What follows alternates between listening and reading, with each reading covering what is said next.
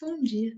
Antes da gente começar a nossa catequese de hoje, eu gostaria de pedir que você chamasse seu pai ou sua mãe, ou seu responsável para a gente poder passar alguns recadinhos. Então, o primeiro recadinho é, como a gente já falou no grupo, existem muitas crianças que não estão fazendo as atividades que a gente propõe depois de cada videoaula. Então, além de assistir as videoaulas inteiras, é muito importante que as crianças façam as atividades para a gente saber o quanto do conteúdo elas estão conseguindo absorver, para a gente poder ter uma noção de que lado a gente deve estudar mais, que lado elas já entenderam. Então, é de extrema importância que elas façam todas as atividades. Eu e a Babi temos uma lista com o nome de todas as crianças e as atividades que elas fizeram ou não. Então, quem tiver interesse, pode mandar uma mensagem no privado para mim ou para ela, que a gente passa as atividades que estão faltando para vocês, tá bom? É só mandar uma mensagem pra gente que a gente dá uma olhada em quais atividades fizeram ou não. E os vídeos estão todos numa playlist aqui no YouTube, que eu vou mandar o link também para vocês, de cada vídeo separado e de todos os vídeos, quem quiser assistir novamente. Outro recadinho muito importante. No fim do semestre, nós vamos ter uma atividade avaliativa, certo? Para a gente poder avaliar todo o conteúdo do semestre, ver o que eles conseguiram absorver, como a gente faz em cada vídeo, só de uma maneira mais geral, uma maneira mais ampla. A gente precisa acompanhar o progresso deles, né? Precisa acompanhar o quanto eles estão evoluindo. Então, nós vamos aplicar essa atividade geral, sem consulta, para a gente poder entender um pouquinho de como eles estão saindo. Então, a gente pede que vocês estudem bastante, que vocês prestem atenção no conteúdo e qualquer dúvida, não hesitem em mandar mensagem para a gente. Tanto no privado, no grupo das crianças, no grupo dos pais, por onde vocês acharem melhor. Antes das atividades, nós vamos ter uma videoaula ao vivo, certo? Para as crianças poderem tirar dúvidas, para a gente poder conversar, ver como está o desempenho de todo mundo. Então, nossa aula vai ser no horário da catequese, no sábado do dia 20 de junho, certo? Então, reservem esse horário, guardem. A gente vai passar mais para frente lembretes, nós vamos sempre falar disso. Nós vamos abrir também para perguntas, e quem não quiser se identificar na hora, fazer perguntas anônimas, sem problemas também. Mas na hora a gente quer ter um contato mais presencial com eles, antes dessa atividade, para a gente poder encerrar os assuntos desse semestre, certo? Então, eu acho que é isso. Qualquer coisa vocês mandem mensagem para a gente. Não hesitem em falar ou comigo ou com a Babi. Nós estamos sempre disponíveis para tirar dúvidas de vocês. E vamos para a aula de hoje, então. Hoje nós vamos falar dos 7 sacramentos. Vocês sabem o que são os 7 sacramentos? Vamos aprender, então. Vamos começar com a oração inicial, para a gente poder iniciar nossa catequese de hoje. Em nome do Pai, do Filho e do Espírito Santo. Amém. Vinde, Espírito Santo, enchei os corações dos vossos fiéis e acendei neles o fogo do vosso amor. Enviai o vosso Espírito, e tudo será criado, e renovareis a face da terra. Oremos. Ó Deus, que instruíste os corações dos vossos fiéis, com a luz do Espírito Santo, fazei que apreciemos retamente todas as coisas, segundo o mesmo Espírito, e gozemos sempre da sua consolação, por Cristo Senhor nosso. Amém. Então, para iniciar nossa catequese de hoje, nós vamos falar um pouquinho do que é sacramento. A palavra sacramento significa tornar sagrado. É você pegar algo e transformar aquela coisa em sagrada. Então, a nossa definição de sacramento na Igreja Católica é um sinal visível da graça invisível de Deus.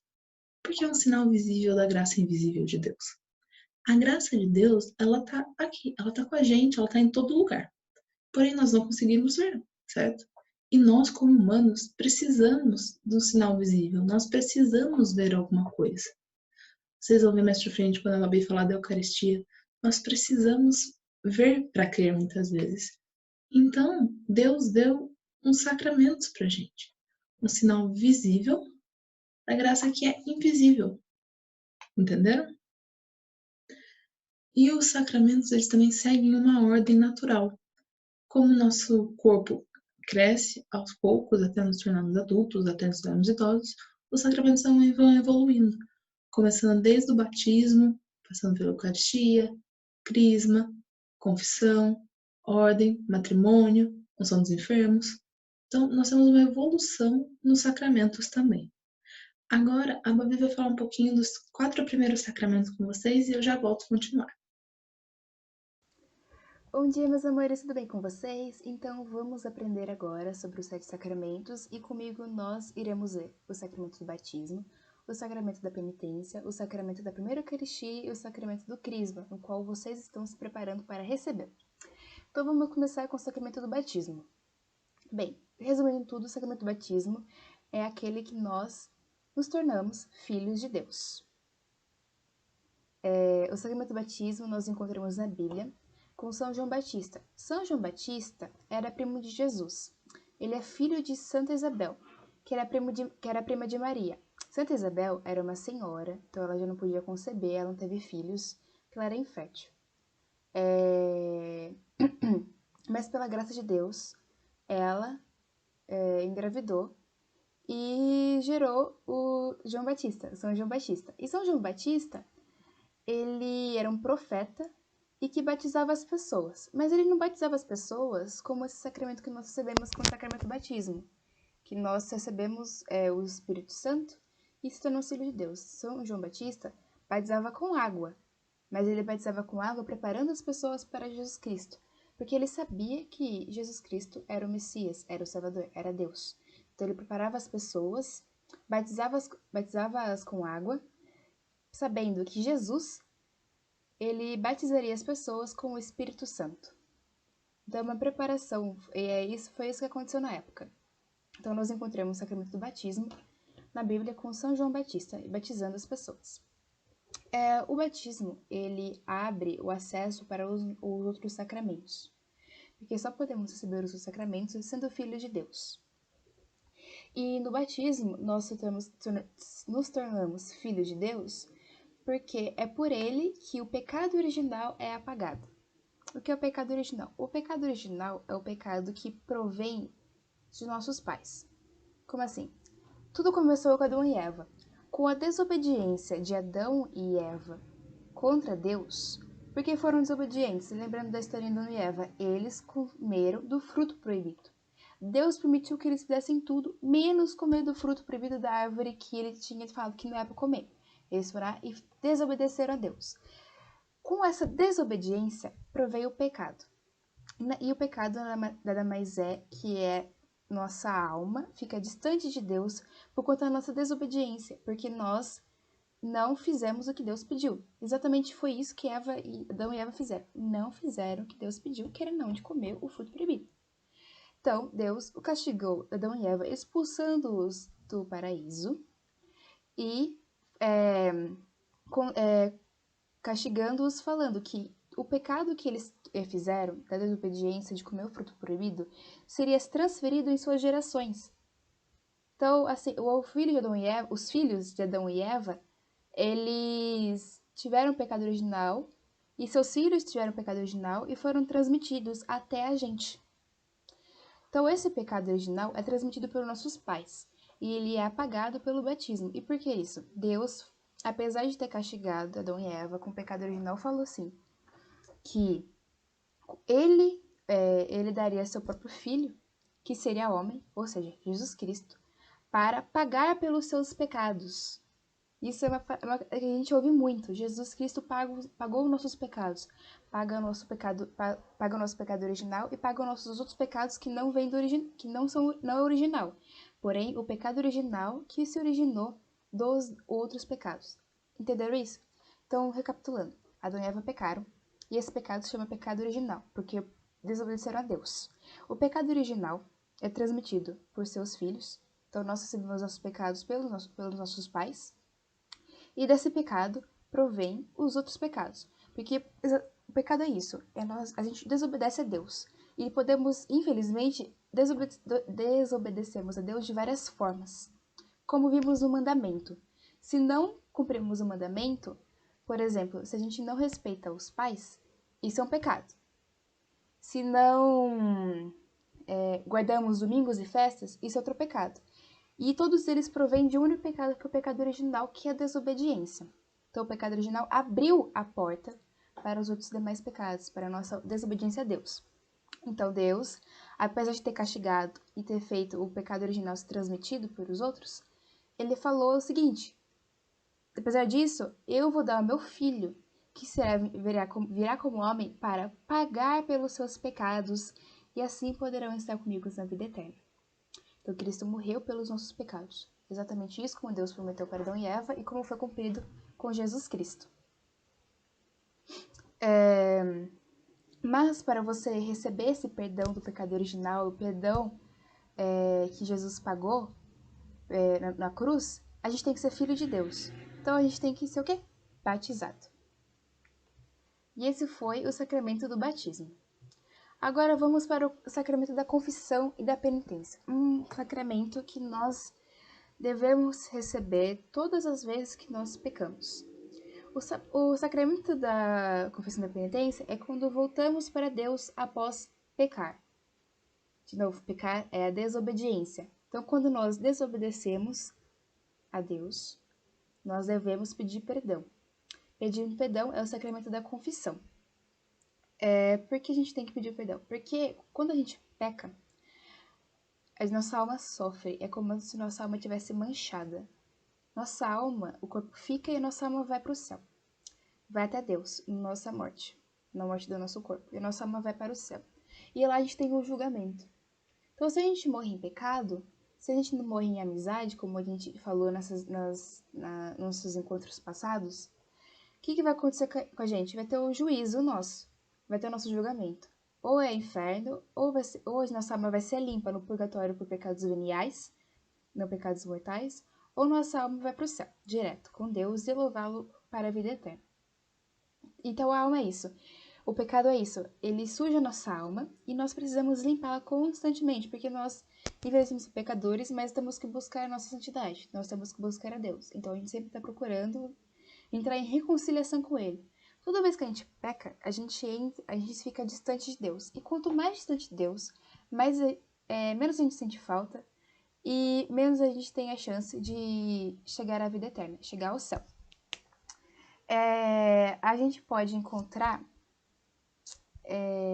o sacramento da confissão na Bíblia. A gente pode entrar aqui em Evangelho de João, capítulo 20, versículo 21 ao 23. Jesus disse de novo: A paz esteja convosco. Como o Pai me enviou, também eu vos envio. Então, soprou sobre eles e falou: Recebei o Espírito Santo. A quem perdoardes os pecados, serão perdoados. A quem o retiveres, serão retidos. Só um minutinho que minha cachorra tá querendo pular aqui. Sabia que ia atrapalhar um momento. Só um minutinho.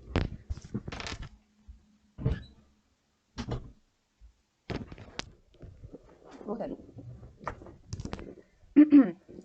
E o que a gente pode extrair aqui desse trecho? Jesus soprou sobre os discípulos o Espírito Santo, dizendo: Aqueles que vocês perdoarem os pecados, esses pecados serão perdoados. Então, por que nós, católicos, falamos sobre a confissão e por que a gente não confessa a Deus, pede perdão a Deus diretamente com Ele? Então, assim, eu digo assim, por que a gente não fala Deus me perdoa diretamente sem ter um padre? Por vários motivos. Isso a gente provém de pedir perdão com um padre, uma pessoa que recebeu o sacramento da ordem, que a Júlia explicou, vai explicar, que tem o poder de perdoar os pecados, e a gente extrai isso exatamente desse trecho da Bíblia. Que Jesus, ele soprou o Espírito Santo sobre os discípulos, dando o poder de perdoar os pecados. Se a gente entrar aqui, também, minha mania de falar entrar, abrir na Bíblia, em Tiago, capítulo 5, versículo 16, diz assim: Confessai, pois, uns aos outros os vossos pecados e orais um pelos outros para seres curados. Tá óbvio, a gente tem que confessar para alguém, para um humano, para um ser humano. Então a gente não pode confessar diretamente a Deus. E por que também tem isso? Nós, quando a gente peca, nós temos que estar profundamente arrependidos por ofender a Deus. Profundamente arrependidos é no sentido de, Deus, eu não quero mais pecar. Eu não quero mais obedecer. Eu não quero mais ofendê-lo. Por favor, me perdoe. Temos que ter essa necessidade da vergonha de ter ofendido a Deus. Vergonha. E a gente sabe, é óbvio que a gente sabe, que é muito vergonhoso ter cometido um pecado e ter que falar com alguém sobre isso. Alguém que recebeu o sacramento da ordem, alguém que não pode contar os pecados. Vocês sabem disso? Que o padre não pode, absolutamente não pode contar os pecados dos outros. Não pode. Ele pode deixar de ser padre se ele fizer isso. Então, essa vergonha da gente ter que falar, admitir que nós erramos, esse ato de humildade é a confissão. Então, nós temos que sempre rever no que nós estamos fazendo, pedir perdão a Deus por meio de um padre. E assim, profundamente arrependidos e vergonhados, receberemos o perdão de Deus. O perdão vem de Deus. O padre não perdoa, ele recebe o poder de Deus para perdoar. Quem só perdoa aqui é Deus. Deus, em sua grande misericórdia, perdoa as nossas falhas. Mas nós temos que mostrar nosso arrependimento. Temos que mostrar quão envergonhados nós estamos. Por isso que a Igreja Católica, também extraída dessas passagens da Bíblia, e de saber também como estudar sobre isso, fala que nós devemos confessar com o padre. Aqui agora vamos também falar um pouco sobre o sacramento da primeira Eucaristia. Então, primeira Eucaristia. O que é Eucaristia? Eucaristia significa ação de graças. É a nossa iniciação cristã. É quando nós nós começamos a fazer parte do corpo de Cristo. A Eucaristia é o alimento da nossa alma. Como o nosso corpo precisa de alimento, de comida, de água, de nutrientes para nos mantermos, a alma precisa da Eucaristia. A Eucaristia é, sobretudo, o corpo e o sangue de Cristo. É exatamente isso. Ele entregou o seu corpo e o seu sangue, e naquele momento se tornou a nossa Eucaristia. Ou seja, toda vez que nós vamos à missa e ocorre a oração eucarística, nós pedimos a Deus, oferecemos a hóstia, que é o pão, que Ele aceite o nosso sacrifício, e para que aquele momento em que nós estamos orando, a hóstia se torne o corpo e o sangue de Cristo. E por que isso? Esse sacramento? Para que nós, quando nós consumimos a hóstia, quando nós consumimos a Eucaristia, a hóstia consagrada, né? A Eucaristia, o corpo e o sangue de Cristo, nós nos unimos a Ele. A gente se une a exatamente o momento em que Jesus se entregou na cruz e pagou pelos nossos pecados. É claro que nós temos que receber a Eucaristia em estado de graça, ou seja, nós temos que receber a Eucaristia estando confessados, estando em comunhão com Deus, estando em amizade com Ele, sempre repetindo o que nós fizemos. Então, sempre temos que buscar a confissão para receber o sacramento da comunhão. Uma coisa muito, muito importante da gente ver eu sempre falo que nós somos iguais a São Tomé. São Tomé não acreditou que Jesus ressuscitou, estava incrédulo, não estava acreditando. Jesus apareceu e falou, então, se você não está acreditando em mim, pega em mim. Veja aqui as minhas chagas, põe a tua mão no meu lado, veja aqui as feridas, eu ressuscitei. Então, Deus, em sua grande graça, sabendo que nós somos incrédulos, que a gente tem que ver para crer, deu a nós a graça de receber os milagres eucarísticos. Espero que a Júlia coloque aqui as fotos dos milagres eucarísticos, que é o seguinte. As hóstias consagradas são o quê? O corpo e o sangue de Cristo. Mas há momentos da história da humanidade em que a hóstia se torna verdadeiramente carne. Carne. A gente vê a hóstia, eu não sei onde vai estar a imagem, mas a gente vê a hóstia em que ela está sangrando. Dá pra ver o sangue, dá pra ver a parte da hóstia que é pão e parte da hóstia que é carne. É exatamente isso a Eucaristia. A gente, literalmente, literalmente, nos unimos a Jesus Cristo. Nós, literalmente, nos unimos a Ele no momento de sua crucificação e morte. Toda vez que o padre levanta a hóstia e ele celebra a última ceia de Jesus Cristo, exato naquele momento, em todas as igrejas, em todas as missas que estão sendo celebradas, Jesus, ele é crucificado novamente. E por teu sangue derramado, nós somos perdoados. E é por isso, concluímos que é por isso que nós católicos temos o dever de pelo menos ir à missa todo domingo. Porque nós que recebemos o batismo, que somos filhos de Deus, temos que celebrar, temos que agradecer, temos que nos unir a Deus todo domingo, porque todo domingo, na verdade, toda missa, ocorre esse sacrifício de novo. É o mesmo sacrifício, mas sempre ele ocorre, porque a gente precisa, nossa alma precisa da Eucaristia, precisa ser alimentada. Então é por isso que a gente tem que ir lá, no mínimo uma vez por semana, para receber a Eucaristia, para nos unir a Jesus Cristo. Tanto que se a gente não deixa de ir no domingo, na Eucaristia, claro, em momentos em que não está a pandemia, nós estamos vivendo um momento de exceção. Mas em momentos normais, em que nós somos livres para ir onde a gente quer e receber os sacramentos como nós queremos, a gente tem o dever, e deixar de fazer isso é pecado mortal. É um pecado que fere tanta alma, que nos distancia tanto de Deus, que precisamos nos confessar, a gente tem que ter vergonha. Como tá fazendo. Então todos os sacramentos estão unidos pra gente, nesses sacramentos que eu estou dizendo, estão unidos. E tudo se volta aqui, a Deus. Sempre se volta a Deus. Em um momento de pandemia, nós não podemos receber a Eucaristia. Mas tem aquela oração, né, em que estamos passando nas missas online, na missa sem povo, como nós dizemos, a missa sem povo é assim: nós não podemos participar da celebração da Eucaristia presencialmente. Porém, os padres não deixam, porque eles não podem deixar de celebrar a Eucaristia. Não podemos deixar de celebrar a missa. Independente se vai ter pessoas lá para comungar, o padre tem que celebrar o sacrifício de Jesus Cristo.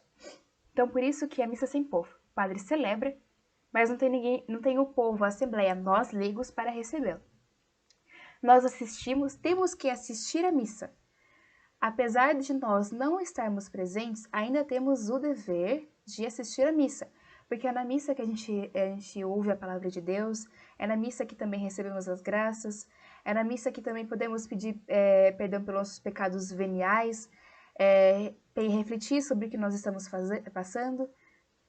Quando eu digo pedir pecados veniais, os pecados veniais são os pecados que ferem menos a alma e que nos distanciam menos de Deus, diferentes dos pecados mortais. Depois vamos conversar melhor sobre isso, que é muita coisa para falar e é muita coisa realmente necessária para dizer. Mas na missa, voltando a falar da missa, a missa é a maior oração. E apesar de a gente não estar lá, a gente tem que ver. E quando ocorre a comunhão, na missa sem o povo, que a gente está vendo as missas online, nós temos que pedir a Deus para que Jesus Cristo venha para a gente espiritualmente. Que nos alimente espiritualmente. Infelizmente, não podemos alimentar nossa alma pelo físico, pelo corpo e sangue de Jesus Cristo, exatamente por pegar, pelo tato. Mas podemos pedir a Deus que nos venha até a gente espiritualmente. Por isso que tem aquela oração abaixo. E por fim, nós temos o sacramento do Crisma. O sacramento que vocês estão se preparando para receber. Um sacramento muito importante, tanto como os outros são tão importantes. E ele resumidamente, podemos dizer que é a confirmação do batismo. Deixa eu tomar água aqui. Por que a confirmação do batismo? Diz o catecismo da igreja que nós somos batizados quando bebês e nós tornamos filhos de Deus. Mas a gente recebe a crisma na idade de vocês. Na idade de 14, na verdade deve ser 14 anos, mas aí varia de cada igreja, de cada paróquia. Por que a gente recebe isso só nessa idade? Porque vocês são livres Claro que seus pais são responsáveis por vocês, mas vocês são livres para serem filhos de Deus. No batismo, vocês não tinham consciência do que estava acontecendo. Hoje, vocês têm plena consciência de o que está acontecendo, de que vocês estão aprendendo agora, que vocês estão se preparando para um sacramento em que vocês escolheram livremente recebê-lo. Vocês confirmam o batismo, vocês confirmam que são filhos de Deus. Então, é essa a diferença entre o batismo com a criança e o crisma. O crisma é a confirmação do batismo, mas é a confirmação livre de que vocês querem. Vocês falam, Deus, eu quero ser teu filho, eu quero te obedecer, eu quero fazer parte da tua igreja, eu quero estar junto com você na vida eterna. Eu vou ler aqui para vocês o que significa ser confirmado, porque vocês serão confirmados. Isso é confissão, a confirmação do batismo. De um livro muito legal que é o Yucat, que é muito interessante para os jovens, né, para vocês entenderem uma coisa, é bem fácil, é como se fosse uma catequese em livro, que é bem facinho de entender. Ser confirmado significa fazer um acordo com Deus.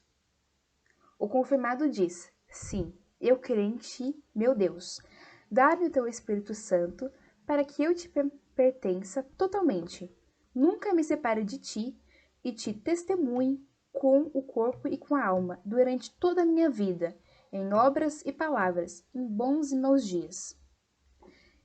Entendem a responsabilidade do sacramento que vocês vão receber? Vocês estão falando, sim, Senhor, eu quero você. Me dá a oportunidade, me dá o teu Espírito Santo. Eu quero permanecer em você, que eu não quero me separar de você. Eu quero o seu testemunho. Eu quero fazer obras em teu nome. E Deus diz, sim, eu creio em ti, meu filho. E te darei o meu Espírito e até a mim mesmo. Pertencerei-te-ei totalmente. Nunca me separarei de ti, nesta e na vida eterna. Estarei no teu corpo e na tua alma, nas tuas obras e nas tuas palavras. Mesmo que me esqueças, estarei sempre aqui em bons e maus dias. É um sacramento lindo. Porque eu digo que é um sacramento lindo, porque é um sacramento em que você sabe o que está falando, você sabe o que está pedindo. Vocês são grandes, vocês têm consciência do que vocês estão fazendo, como eu estou dizendo aqui. Vocês estão confirmando o teu amor por Deus, a tua filial. Estão confirmando o seu Pai Deus. Também pela crisma, nós recebemos o dom do Espírito Santo, que vai ser um outro encontro que vamos preparar para vocês. Quais são os dons do Espírito Santo? Porque, lembrando, né, Trindade Santa, Trindade aqui, Libras, a Trindade Santa, Deus Pai, Deus Filho e Deus Espírito. E Deus Espírito está sempre com a gente, desde Pentecostes, no momento em que línguas de fogo, como diz a Bíblia, línguas de fogo desceu sobre os céus, caiu pelos discípulos e naquele momento eles profetizaram, eles espalharam a palavra de Deus pelo mundo. Eles puderam falar em todas as línguas do mundo, eles puderam esclarecer para todo mundo quem foi Jesus Cristo, qual é a palavra de Deus, o que tá acontecendo nesse momento do novo mandamento. Então, na crisma você recebe um dom do Espírito, os dons em que o Espírito Santo desce sobre vocês e te ilumina e te santifica. Tá certo? Então, esse foi os 4 sacramentos. Se tiver alguma dúvida, por favor, manda mensagem. Não fique com dúvidas. Dúvidas precisam ser sanadas. Dúvidas precisam ser esclarecidas. Espero que tenha uma boa semana. Beijinho. Então, o próximo sacramento é o sacramento da ordem. Você sabe o que é o sacramento da ordem? Ordenação é quando o padre se torna padre. Ele recebe a ordenação. E isso já foi instituído por Jesus lá atrás. Aquilo Jesus falou para os apóstolos. Ele ordenou os apóstolos. Ele transformou os apóstolos em padres. Certo? Então, o sacramento da ordem é muito querido por Jesus. E é um sacramento muito importante. Porque sem os padres, nós não teríamos a Eucaristia. Imagina a nossa vida sem a Eucaristia. Se não tiver padre, não tem Eucaristia. Então, uma coisa está muito ligada à outra. Não tem como separar. Certo? E essa é uma das vocações que podemos seguir. No caso da vocação da ordem, é para os meninos, certo? Apenas os meninos podem se tornar padres. O que não quer dizer que as meninas não podem seguir uma vida religiosa. Tanto os meninos quanto as meninas podem virar freiras, podem virar freires, consagrados de comunidades. São vocações que a gente tem na nossa vida. Nós vamos falar daqui a pouco sobre o matrimônio, que é uma vocação muito importante. Porém, temos outras vocações religiosas. São pessoas que dedicam a sua vida inteiramente a Deus, construir uma família espiritual, não uma família física aqui na Terra, certo? Mas no caso da ordenação, que é o sacerdócio, o tornar-se padre, é exclusiva dos homens, certo? Porque assim foi querida pela nossa igreja e assim foi instituído por Jesus. E isso não tem nada de errado. Isso não é uma coisa feia. É uma coisa muito bonita da nossa igreja. São detalhes assim que a gente vai pegando na nossa fé que deixam ela mais bonita ainda. O próximo sacramento é o do matrimônio, como eu tinha falado. O matrimônio é quando um homem e uma mulher se unem e formam uma família. Certo? É um sacramento que foi querido por Deus desde a criação do mundo. Quando Deus criou Adão e Eva, certo? Nós conhecemos essa história. Eles estiveram juntos e ele disse: crescei-vos e multiplicai-vos. Então Deus deu o dom da família. E quando Jesus veio aqui à Terra, ele levou ao sacramento essa vocação familiar, essa vocação matrimonial. É a vocação primária de todas as outras, vamos dizer assim. É onde nascem todas as vocações. Não os sacramentos, as vocações. Porque imaginem que um padre, ele não tem filhos, certo? Porém, ele tem uma mãe e um pai. Então, se não tiver a família, não tem padres. Não tem padres, não tem Eucaristia. Não tem Eucaristia, não tem fé. Entendeu? Ela é a base de tudo da nossa fé. Ela é a base de tudo da nossa vida. Então, se essa for a sua vocação, se você for, estude, pesquise, se informe com fontes confiáveis, porque o padre estuda muito para se tornar padre, certo? Então, as pessoas que vão se tornar maridos, mulheres, mães e pais precisam estudar muito também. É um sacramento muito importante na nossa igreja. Ela simboliza a união de Cristo com a igreja. É o casamento celestial de Cristo com a igreja. É uma vocação muito bonita e um sacramento muito bonito. E o último sacramento, que não necessariamente é o último que a gente recebe na vida, muitas vezes a gente recebe ele antes, por algum motivo ou outro, é a unção dos enfermos. A unção dos enfermos está lá na carta de Tiago, no capítulo 5, nos versículos 14 e 15, onde ele fala que se alguém da comunidade estiver doente, se alguém não estiver se sentindo bem, que os sacerdotes vão lá, unjam ela com óleo e ela vai se curar, ela vai se transformar e os pecados vão ser perdoados. É importante a gente salientar também que essa cura não necessariamente é física. Muitas vezes a cura das nossas doenças, ela é mais espiritual. Ou seja, às vezes a gente está rezando para uma alma, para uma pessoa que está muito doente de cama e a gente reza para ela melhorar. Só que a saída para ela não é a vida. É a vida eterna. É a morte que vai libertar aquela doença dela. Certo? Então nós precisamos entender que a nossa vontade nem sempre é a vontade de Deus. Deus não quer a nossa morte, mas Deus quer a gente com Ele. E muitas vezes essa é a nossa saída. Mas a unção dos enfermos não é usada só em casos de vida ou morte. Ela é usada antes de cirurgias, em pessoas que vão passar por algum procedimento, estão numa doença muito grave. Entendeu? A unção dos enfermos são as pessoas que estão enfermas. E isso foi querido por Deus também. É uma força extra. Do mesmo jeito que o nosso corpo precisa se alimentar quando a gente está doente, nós precisamos dar força para o nosso corpo, a nossa alma também precisa. E a unção dos enfermos é a força que a nossa alma precisa, certo? Então eu espero que vocês tenham entendido o que eu quis passar aqui para vocês. Eu e a Babi passamos um pouquinho dos sacramentos. Qualquer dúvida, venham falar com a gente. Não tenham vergonha. Podem perguntar tudo o que vocês quiserem. A gente tira as dúvidas de vocês. Se a gente não souber, a gente se informa e passa para vocês. Então, façam as atividades que a gente vai passar para vocês, por favor. E é isso. Vamos encerrar então a catequese de hoje. Vamos pedir a Nossa Senhora que cubra-nos com o seu manto e que acompanhe a gente nessa semana, para que a gente sempre esteja do lado dela, porque ela é nossa mãe, né? Então, quem melhor para conduzir a gente junto com Deus do que Nossa Senhora? Então, vamos pedir. Ave Maria, cheia de graça, o Senhor é convosco. Bendita sois vós entre as mulheres, bendito é o fruto do vosso ventre, Jesus. Santa Maria, Mãe de Deus, rogai por nós, pecadores, agora e na hora de nossa morte. Amém. Vamos também pedir ao nosso anjo da guarda, que sempre nos acompanhe, porque nós sabemos que ele está sempre do nosso lado, né? Em todos os momentos da nossa vida, nós temos um anjo cuidando da gente.